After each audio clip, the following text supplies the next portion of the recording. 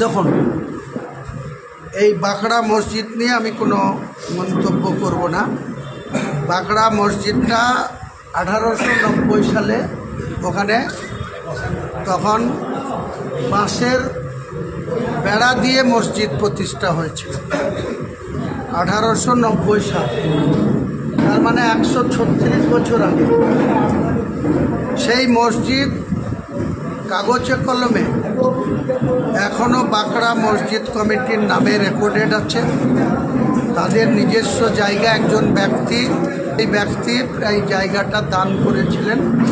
সেই তাদের দানকৃত জায়গায় মসজিদ আছে এবং মসজিদের বাউন্ডারি তাদের জায়গার মধ্যে আছে। আর যে নেতাজি সুভাষচন্দ্র বোস যে ইন্টারন্যাশনাল এয়ারপোর্ট, সেই এয়ারপোর্টটা তৈরি হয়েছে 1962 সালে। তাহলে এত বছর ধরে এয়ারপোর্ট অথরিটি তাদের যে রেকর্ডভুক্ত জায়গা, সেখানে 7 নম্বর গেট দিয়ে নামাজ পড়ার জন্য তাদেরকে আই কার্ড দেখে দেখে যেতে দিত। বর্তমান মুখ্যমন্ত্রী সেটা করতে চান না। কিন্তু আমি বাঁকড়া মসজিদ নিয়ে বেশি কিছু কথা এই কারণে বলবো না যে সেখানে যারা স্থানীয় কমিটি আছে, বাসিন্দা আছে, যারা নামাজ পড়েন সেই মসজিদে, সত্যি যদি দেশের নিরাপত্তা বা এয়ারপোর্টের নিরাপত্তা বিঘ্নিত হয়, তার জন্য সেখানকার মুসলিম সম্প্রদায়ের সেই সমাজের যারা মানুষজন আছে, যারা বসবাস করে, তারা এয়ারপোর্ট অথরিটির সঙ্গে যোগাযোগ করুক, কথা বলুক।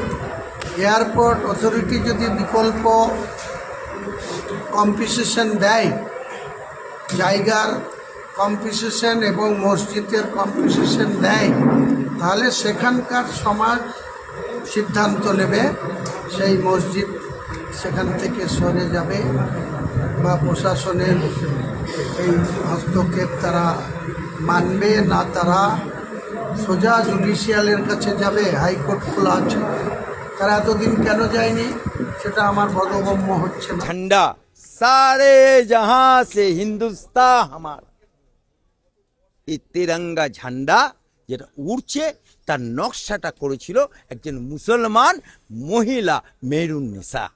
ভারতবর্ষের লাল কেল্লায় প্রথম তিরঙ্গা ঝান্ডা তুলেছিল আশরাফুল্লাহ খান, মুসলমান। কিন্তু অত্যন্ত বেদনার সাথে জানাচ্ছি, অত্যন্ত দুঃখের সাথে জানাচ্ছি, অত্যন্ত কষ্টের সাথে জানাচ্ছি, যখন আমরা ইংরেজকে তাড়ালাম, তারপরে হঠাৎ করে মুসলিম লীগ পার্টি এবং জিন্না ডাক দিল। কি ডাক? না, আমরা মুসলমানরা ভারতবর্ষ ছেড়ে আমরা আপনা দেশ বানাবো, পাকিস্তান বানাবো, চাঁদ তারা ঝান্ডাই থাকবে। এই কথা বলার পরে ভারতবর্ষ থেকে 85% মুসলমান পাকিস্তানে চলে গেল। যারা যারা মুসলমানরা আমরা রয়ে গেলাম অনলি ফর 15%। আমরা 15% মুসলমান, আমরা এ দেশ ছেড়ে গেলাম না, এ তিরঙ্গা ঝান্ডা ছেড়ে গেলাম না, এ ভারত মাতা ছেড়ে গেলাম না, এবং বাপ 14 পুরুষের কবর ছেড়ে আমরা গেলাম না পাকিস্তানে। কিন্তু দেশ ভাগ হয়েছিল ধর্মের আধারে, এটা কেউ অস্বীকার করতে পারবে না। আমি বলছি, চ্যালেঞ্জ করে বলছি, তাহলে দেশ ভাগ হলো ধর্মের আধারে। 85% মুসলমান যাদের বাপ দাদাদের শহীদ হয়েছিল সেই বংশধরের লোকেরা পাকিস্তানে চলে গেল। এখন যদি যারা 15% আমরা রয়ে গেছি, আমরা যদি বলি আমরা ইংরেজের সাথে লড়াই করেছি, আমাদের মুসলমানদের নাম লেখা আছে, अबे साला तेरा যে देश स्वाधीन हुआ था, इंडिया गेट में जिसको मुसलमान का नाम लिखा है उसका वंशधर जो है सब पाकिस्तान में है। तेरा क्या अवदान है रे? तेरा क्या अवदान है?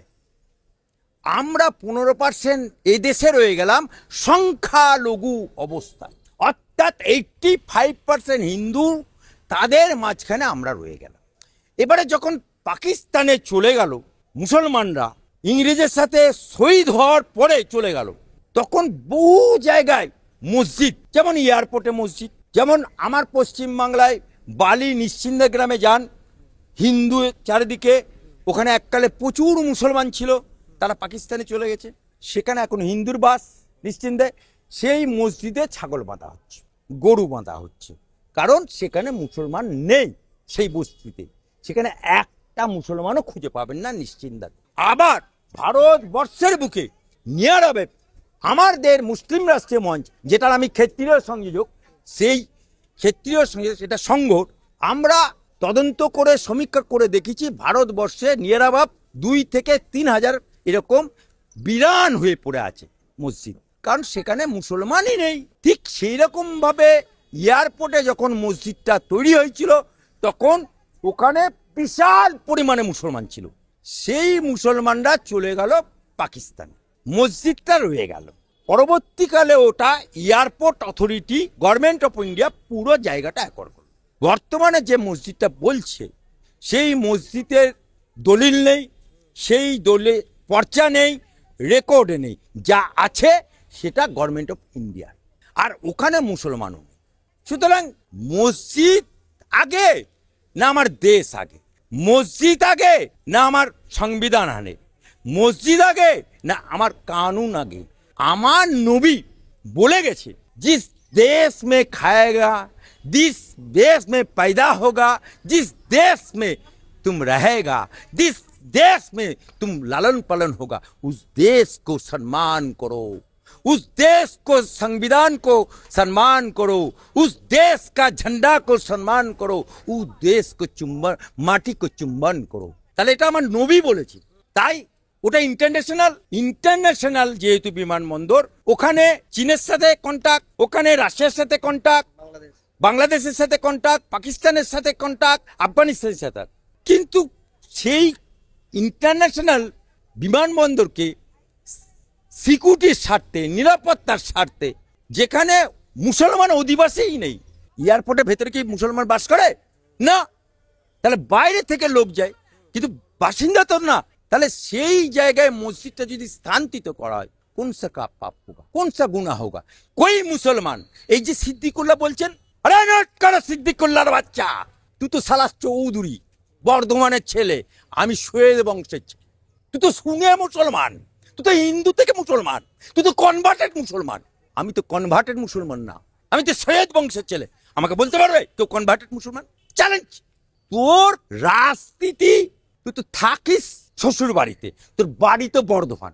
ও নিজে একটা রাজনীতি দল করেছিল মুসলমানদের, পিডিসিআই, দলটার নাম শুনে নিন, পিডিসিআই। আর সিদ্দিকুল্লাহর বাচ্চা, যদি ক্ষমতা থাকে আমার কথার উত্তর দিবি। যদি এক বাপের পয়দা হবি, তুই এক বাপের পয়দা হলে তুইও বর্ধমানের ছেলে, আমিও বর্ধমানের ছেলে। আচ্ছা, তেরা কিতনা দম হয়? আমি তো জমিদারের ছেলে, তুই তো সালা